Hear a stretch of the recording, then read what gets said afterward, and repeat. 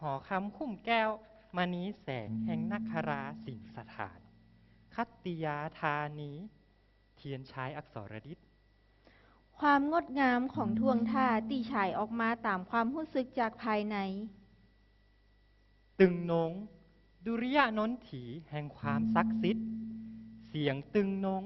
อันเกิดจากเครื่องประโคมด้วยลักษณะของการผสมวงกลองแอลที่ฮือเสียงตึง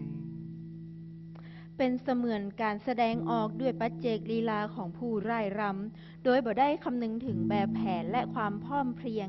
หากต้องอยู่ภายใต้จังหวะดนตรีที่เป็นกรอบในการฉายท่าทางด้วยท่วงทำนองเดียวกันและการสอดรับของจังหวะก้องโยงหรือก้องโยงที่กระชับฮือเสียงนง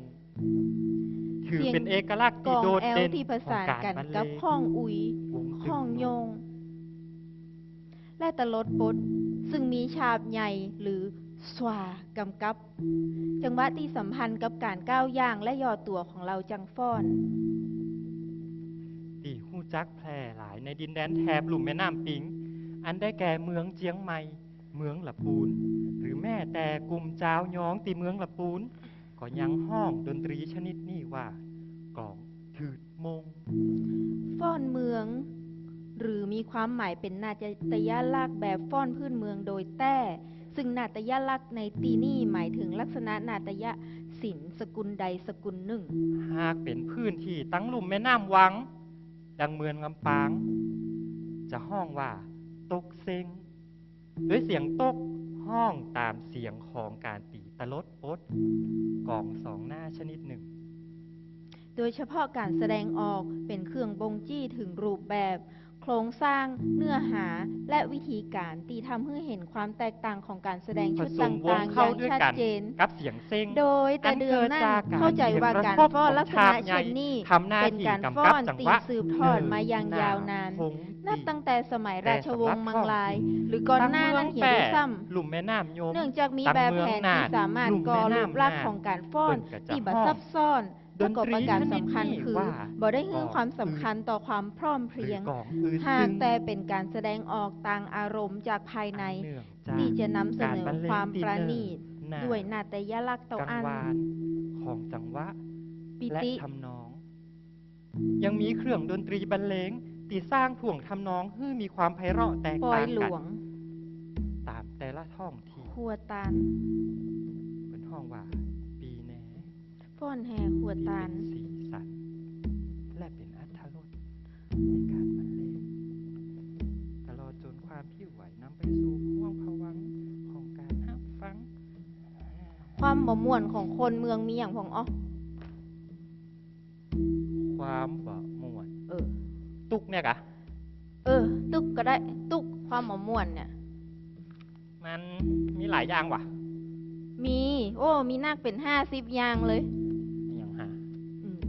ตุกของคนเมือง50อย่างเดี๋ยวก็ได้สั่งขี้หมูกับโทษอีนี่คิดเจอ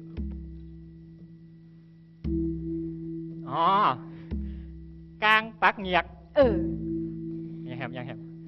กลางปักเงียกเดี๋ยวมันห้องจองกันตัวนะกลางปักเงียกเกียร์ครบตีนจีนขำเขี้ยวไข่เหี่ยวบนรถป๊อทโมสั่งโคไข่เหี่ยวบนรถจอดกับบัดจอดแป๊บปั๊มกับเจ้าอีนะมันเป็นใจเหมือนสมัยนี้บอกอย่างก็ไข่เหี่ยวบนรถ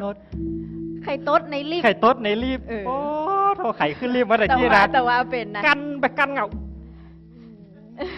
บ่ได้จะถึงเนี่ยว่ะอย่างก็ไข่เหี่ยวในลิฟต์ไข่ต๊ดในลิฟต์ไข่ต๊ดในลิฟต์ไข่เหี่ยวในลิฟต์ก็เป็นนะเอาแหมย่างกินข้าวกับดีไข่ยากนะไข่ยากกินข้าวกำลังกินอยู่ไข่ขี้อยู่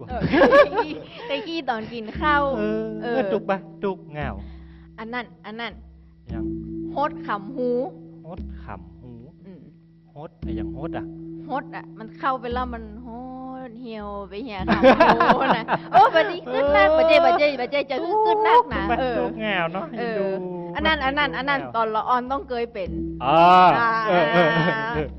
ไม่อยากบอกเลยว่าอยู่บ้านนอกตุกบอกเปิดก็โหตัว ทุกเกิดทุกที่ตีนมั้ง เอ้ยเอามายัง แม่นจะไปโรงเรียนเตียวไหนผมมีใส่หนุ่มเตียวนักเรียนกำลังจะหูซิปุ๊บโอ้เพิ่นว่าอย่างหูซิติดหำเป็นตุกสิวขึ้นในหูดังเจ็บไปเจ็บเงานี่เคยย่าก่อนเนี่ยตะก่อนนะเปิ่นเคยไปส่งอีแม่ไปเป็นแม่เปิ้นเป็นจังฟอดแม่เปิ้นก็เป็นจังฟอดเล็บน่ะใช่กะได้แม่เปิ้นงามน่ะแม่เปิ้นก็งามแม่ตัวงามได้คนเดียวเหรองามอยู่เปิ้นเนี่ยกะแล้วใดก็โคตรเนี่ยโคตรก็โคตรใจแต่งจรวดโคตรไปว่าตายโคตรดีโอ้ยยามบัดจ้างเปิ้นใจใครอยากเป็นจังฟอนตลอดน่ะใครอยากเป็นหยังบัลเลริน่าแต่อีเป็นนางบัลเล่อยู่บ้านอย่างนะอยู่บ้านอย่างใส่ของจ้างที่ไหนอ่านสื่อการ์ตูนญี่ปุ่นที่ไหนใส่ของจ้างไฮนี่จอยนี่กล้ามจะไปโดดเนี่ยจะเต่ากระดาษทิชชู่เอาตั้งเพลงกันตั้งเพลงยัดใดอ๋อแปรงสบายอะไรขี้นอกก็ดูเอาเตอร์ค่ะกระดาษทิชชู่ต้องเป็นสีชมพูน่ะฉันตามนั่นน่ะฝรั่งเป็นเอาไว้เจ็ดก้นแล้วคนไทยเอามาเจ็ดปากอันนี้มันทั่วอันนี้มันเป็นอาเซียนวัฒนธรรมรวมบาหลีอินโดกับมีเคยอยู่เอาปลามานะยาวก็ตุกซึงตุกนี่นะอุยตุกสวาตุกโอ้ยยาวไปเดี๋ยวจะย่ำสวาตุกอุยตุกสวาตุกอุยตุกสวาตุกอุยตุกสวาตุกอุยตุกสวาตุกอุยตุกสวาตุกอุยสวาอุยสวาอุยเน่จังหวะดีกว่าสวาอุยตุกสวาตุกอุยตุกสวาตุกอุยตุกสวาตุกอุยตุกสวาอุยสวาอุยแต่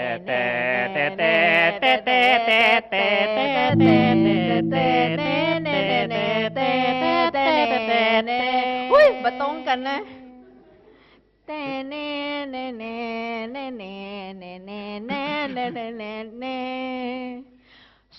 เสียสาวที่สวนหอมข้าเจ้าตรม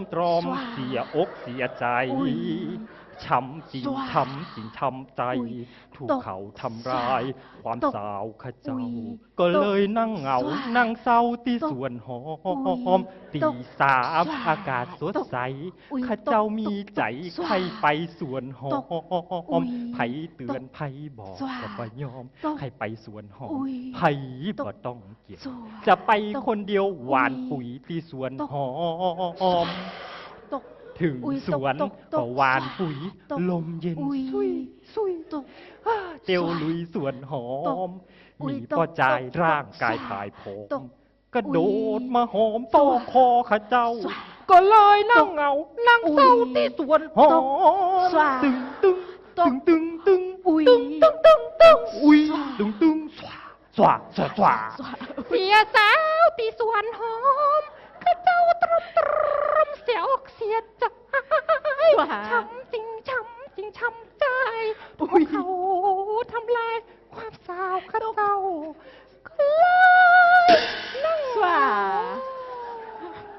ตกอุย lose my virginity 3 in the morning at the onion field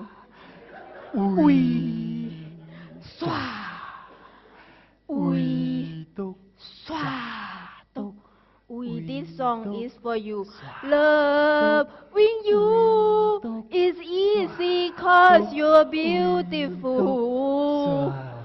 making love with you is all I wanna do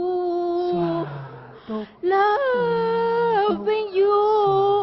I see my soul come shining through And every time that we I'm more in love with you la la la la la la la la la la la la la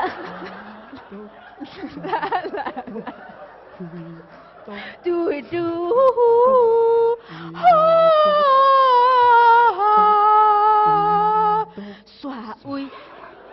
no one else can make me feel the color that you bring stay with me while we grow old and we will live each day in springtime loving you has made my life so beautiful and every day of my life I'm more in love with you at the สวนหอม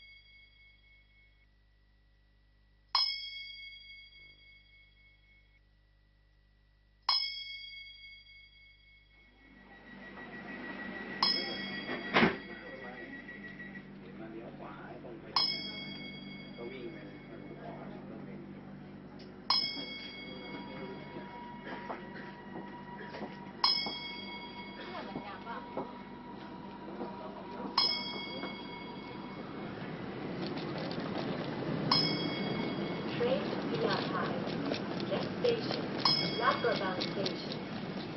Passengers connect to SRT Eastern Line from this station. รถไฟฟ้าขบวนนี้ไปพญาไทสถานีต่อไปสถานีลาดกระบังท่านสามารถเปลี่ยนเส้นทางไปรถไฟสายตะวันออกได้ที่สถานี Train to Payathai. Next station, Rangkampong Station. Passengers can connect to SRT Eastern Line from this station. รถไฟฟ้าขบวนนี้ไปพญาไทสถานีต่อไปสถานีรามคำแหงท่านสามารถเปลี่ยนเส้นทางไปรถไฟสายตะวันออกได้ที่สถานี